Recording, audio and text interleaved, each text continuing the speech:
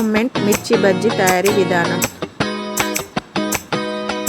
మిరపకాయలని కడుక్కొని పొడుగ్గా ఘాట్లు పెట్టుకొని సాల్ట్ అందులో నింపుకొని ఒక కడాయి తీసుకొని అందులో శనగపిండి వేసుకోవాలి.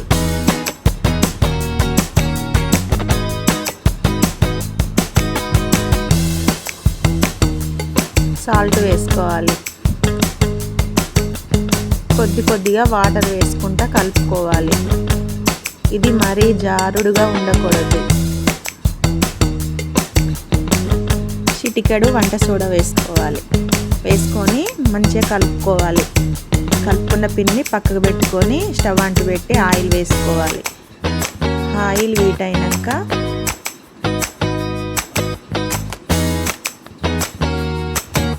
మిర్చిలని పిండిలో ముంచుకుంటూ అందులో వేయాలి.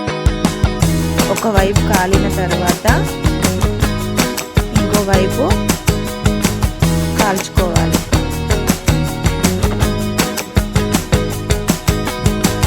అంతే ఫ్రెండ్స్, వేడి మిరపకాయ బజ్జీలు తయారైనాయి.